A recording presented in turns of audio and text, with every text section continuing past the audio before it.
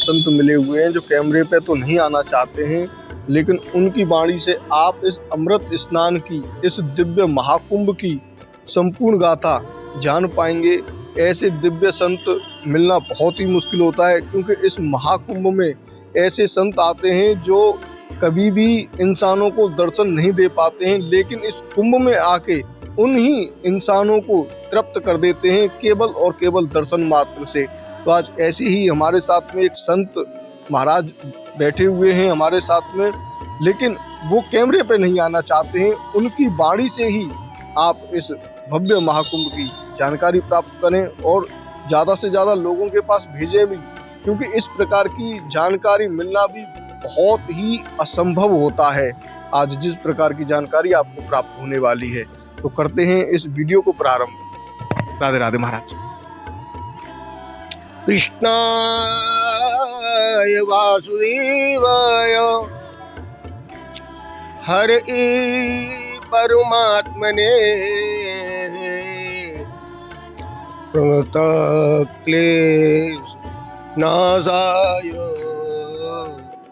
गोविंदाय नमो नमः। प्राचीन काल के कुंभ की जो स्थिति थी, भक्तिकालीन युग था, जब गाड़ियां नहीं चलती थी, बैल चलते थे। दक्षिण से, महाराष्ट्र से, उत्तराखंड से सारे संसार के संत 6-6 महीने, 8-8 महीने पैदल यात्रा करके कुंभ में पहुंचते थे। उनकी व्यवस्था के लिए कोई व्यवस्था नहीं होती थी।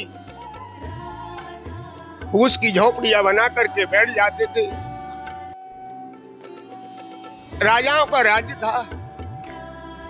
राजा 15 किलोमीटर तक दूर रह करके उनके पास दर्शन करने भी नहीं जा सकते थे। उनकी तपस्या में विघ्न ना आ जाए, इसलिए वो हाथ जोड़ के प्रार्थना करते हैं, राजा हम यहाँ तप करने आए हैं, स्नान करने आए हैं, हमारा मन विचलित ना हो जाए। हमारी यदि आपको व्यवस्था करनी है तो हम 15 किलोमीटर दूर से हमारे लिए आप व्यवस्था भेज दिया करो। यहाँ जनता हमसे आकर के ना मिले। हम यहाँ कल्पवास भी करेंगे और आराधना करेंगे। जब श्री प्रयागराज का संगम की स्थिति जो होती थी, बड़ी निर्मल जल, इस संगम को त्रिवेणी भी कहते हैं। श्री गंगा, जमुना, सरस्वती, लोग कहते हैं सरस्वती का तो दर्शन होता ही नहीं है। सरस्वती का तो दर्शन होता ही नहीं है। जब कोई माता अपनी बेड़ी बनाती है, 3 अपने बालों की चोटी में से 3 लेती है और जब गूंथती है तो वो 2 रह जाती हैं। सरस्वती इसलिए लुप्त है और बेड़ी जो है 2 दिखती हैं। बेड़ी 2 दिखती है, एक सरस्वती लुप्त हो जाती है। तभी उसे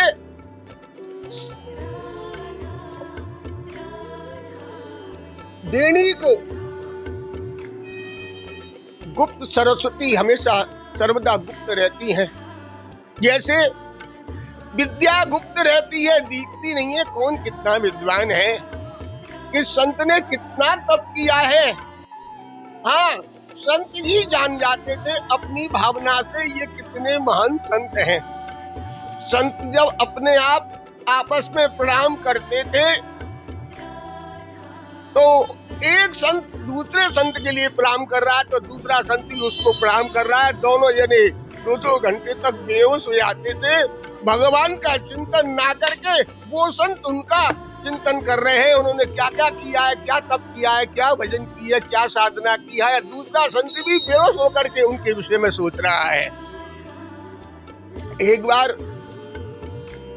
संत रविदास जूता गांठ रहे थे काशी में। तुलसीदास जी दर्शन करने के लिए पहुंचे। गोस्वामी तुलसीदास खड़े रहे सुबह से शाम के 4-5 बज गए। और रविदास, संत रविदास के दर्शन करते रहे। और संत रविदास मुंह में राम और हृदय में नाम, हाथ से काम, जूता गांठते हैं। और उनका चिंतन केवल ठाकुर जी में लगा हुआ है, नाम जाप पे लगा हुआ। उन्हें नहीं मालूम कौन मेरे पास खड़ा है, कौन आया, कौन गया।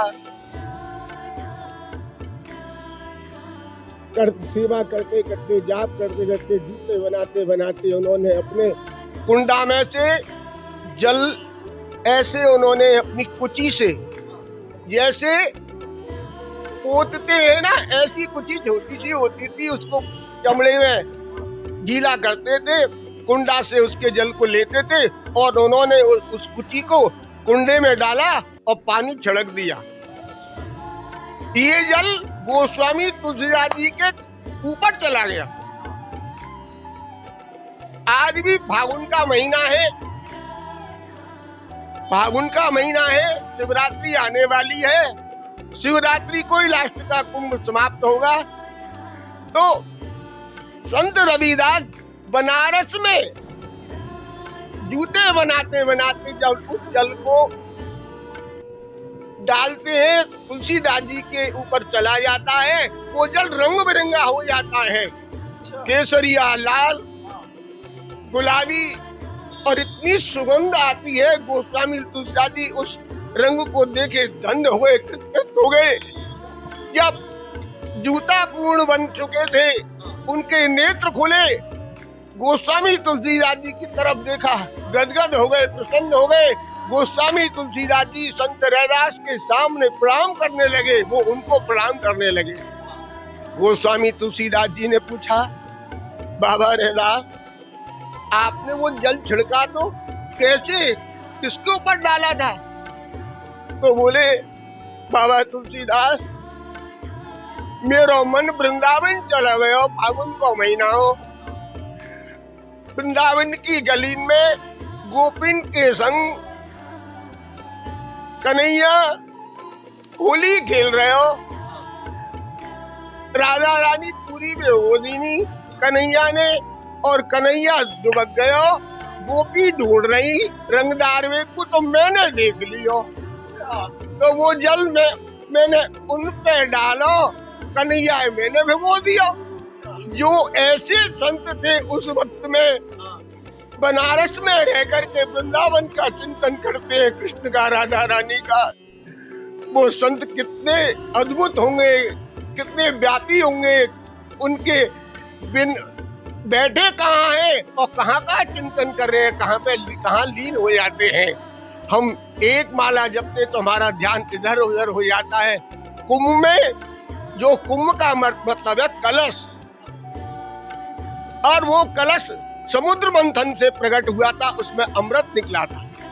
जहां जहां अमृत की बूंदें गिरी, वहां कुंभ मनाया जाता है।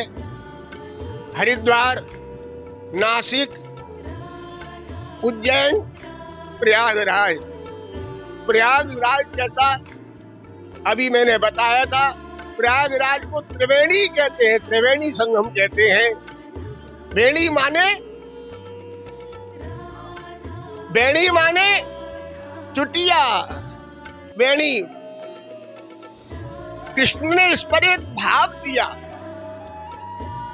क्यों? राधा रानी की बेणी गूंथ रहे हैं श्याम सुंदर, और तीन तरफ से बाल लेकर के श्री श्याम सुंदर राधा रानी के बेणी गूंथते हैं, और राधा रानी के हाथ में शीशा है और श्याम सुंदर बेणी गूंथ रहे हैं, और श्याम सुंदर गाते जा रहे हैं। राधा रानी के हाथ में शीशा है, शीशा में राधा रानी श्याम सुंदर का दर्शन कर रही हैं, श्याम सुंदर राधा रानी का दर्शन कर रहे हैं उस शीशा में, और गा रहे हैं, बेणी गूंथ का कोई जाने, तेरी सो मेरी श्री राधे। इसलिए त्रिवेणी संगम कहते हैं। बेणी गूंथने में 3 चुटियां लगती हैं, 3 तरह के बाल लगते हैं और 2 दिखते हैं, उसको कहते हैं त्रिवेणी संगम। बेणी गूंथ का कोई जाने, तेरी सो मेरी श्री राधे।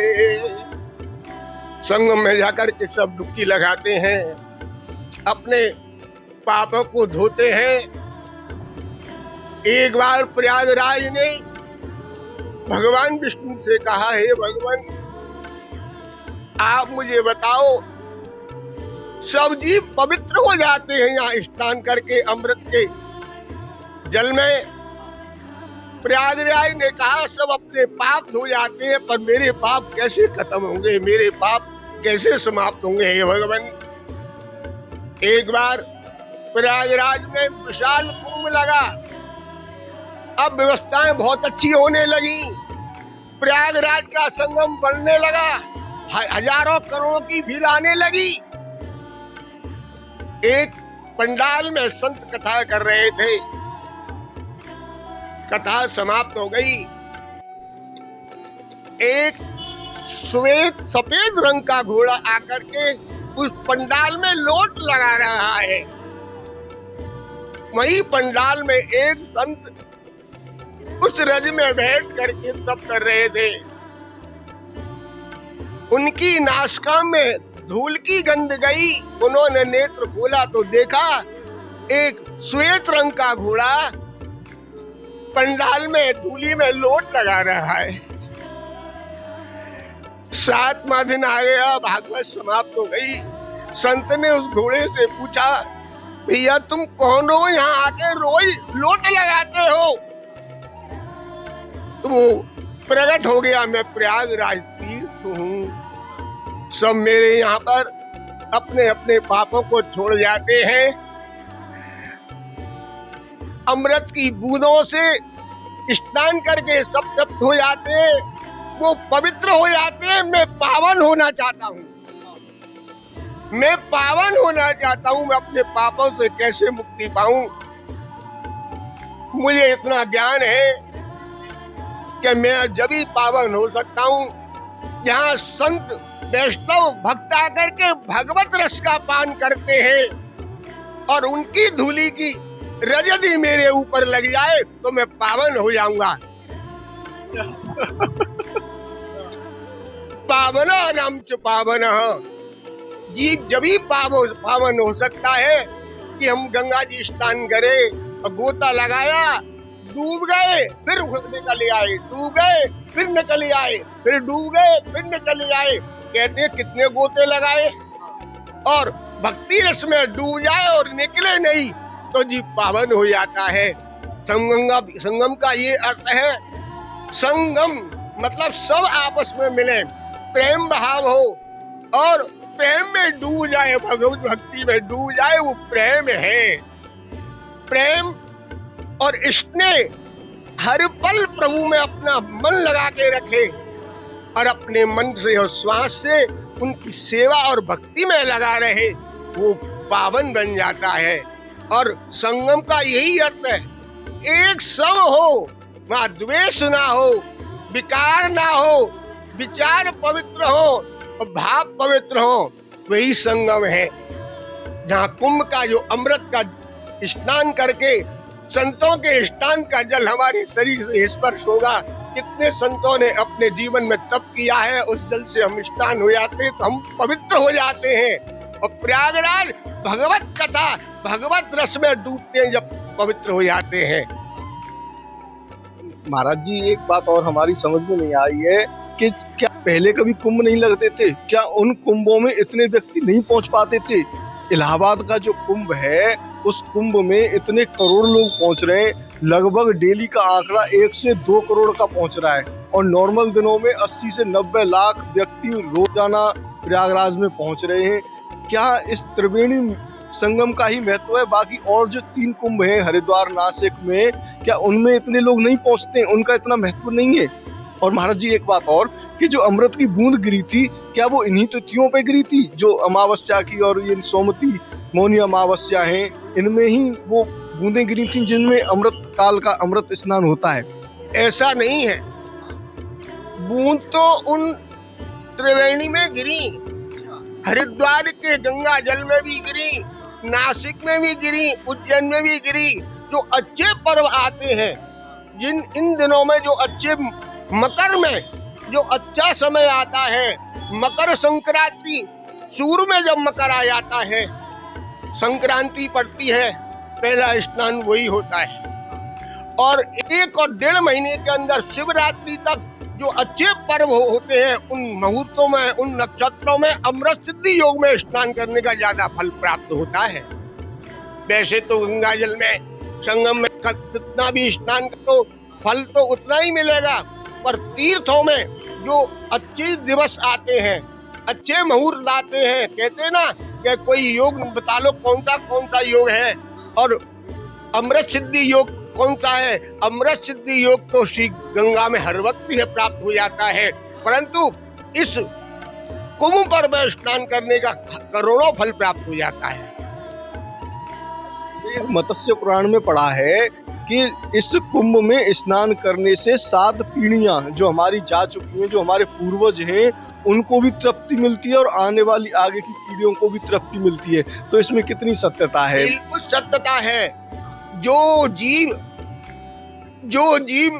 तीर्थ में स्नान करता है, जो जीव तीर्थ में स्नान करता है, उसके सारे पितृलोक में बैठ करके विचार करते, आज मैं कितना भाग्यशाली हूँ कि मेरे कुल का बच्चा तीर्थ में स्नान करने गया और वो मेरे को जल देना भी भूल गया, तो उसने अपनी लंगोटी या चड्डी भी धो करके निचोड़ी है, उस जल को भी पी करके वो तृप्त हो जाते हैं।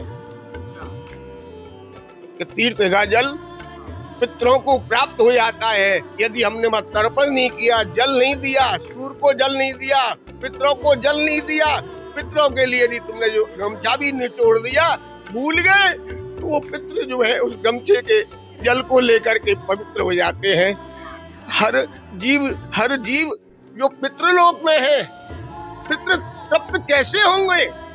तीर्थों में जाकर के कहते ना पितरों को गंगा जी ले जाओ, गंगा जी ले गए, पितरों का स्नान कराया। यदि हम बार बार भी जल में स्नान करते हैं, तीर्थों में गंगा जी में स्नान करते हैं और जल देना भी भूल गए और अपना कपड़ा निचोड़ दिया, तो पितर आकर के उसको घृणा कर लेते हैं, मेरे कुल का बच्चा तीर्थ में आकर के गंगा जी में स्नान कर रहा है। ये बड़ी महान संयोग होता है और ऐसा संयोग बड़े भाग्य से होता है। कुछ लोग तो धर्म को मानते नहीं है, अधर्मी है, पापी है। तीर्थों में तो वो ही आएगा जिसका मन पवित्र होगा और गंगा में जाकर के उसका मन पावन हो जाएगा। एक अंतिम सवाल और है छोटा सा। भगवान राम जी जब वनवास में गए हैं, वनवास का समय काटा है, तो वहीं पे श्रृंगवेश्वर नाम की एक जगह है, वहां पर सीता मैया कहती हैं गंगा मैया से कि गंगा मैया जब मैं लौट के आऊंगी तो तेरे दर्शन जरूर करूंगी। उस लीला का प्रयागराज से क्या संबंध है महाराज जी? इसके बारे में थोड़ा सा और बताएं। राघवेंद्र सरकार की जानकी जी, श्री लक्ष्मण जी प्रयागराज में पहले स्नान करते हैं। गंगा जमुना सरस्वती इनको प्रणाम करने के बाद अगस्त ऋषि के पास पहुंचते हैं। अगस्त ऋषि के पास पहुंच के वट वृक्ष को प्रणाम करते हैं और अयोध्या के सब तीर्थों का दर्शन करने के बाद श्रृंगेरपुर जाते हैं।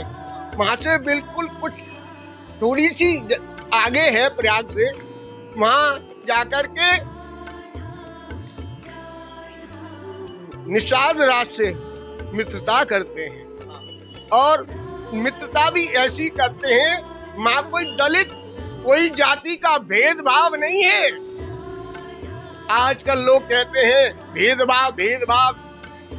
साक्षात भगवान निषाद राज को गले लगाते हैं, निषाद राज को गले लगाते हैं और अपने साथ प्रेम से बातचीत करने के बाद चल देते हैं। निषाद कहता है भगवान आप मुझे मत छोड़ करके जाओ, मैं आपके साथ चलना चाहता हूँ।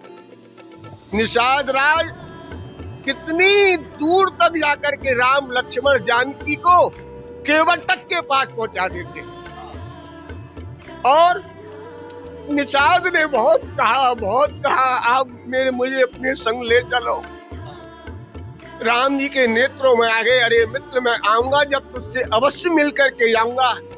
पर ठाकुर जी पुष्पक विमान से अयोध्या आ गए थे, निषाद राज से नहीं मिल पाए। उनके नेत्रों में आंसू आ गए थे कि मुझसे वचन दे करके गए थे मुझसे मिलके जाएंगे, मुझसे मिल करके नहीं गए। निषाद राज अपने जीवन को धन्य मान रहा था। ठाकुर जी ने मन में विचार किया कभी कोई समय आएगा तो मैं सबसे मिलूंगा। बोल भक्तवत्सल भगवान की जय। रामाय रामभद्राय रामचंद्राय भेदसे रघुनाथाय नाथाय सीताय पते नमः। जो एक बार राम का नाम ले लेता है, भजनम भवबीजानां अर्जनम सुख संपदम, सारी सुख संपदा प्राप्त हो जाती है। भर्जनम भवबीजानां, किसी को डर लग रहा है, भय लग रहा है, भर्जनम भवबीजानां अर्जनम सुख संपदम तर्जनम यमदूतानां तर्जनम सुख संपदम। यमराज भी उसका कोई कुछ नहीं बिगाड़ सकता, यमराज काल भी नहीं आ सकता, पर राम में अपना मन लगा दे तभी तो ऋषि मुनियों की कितनी आयु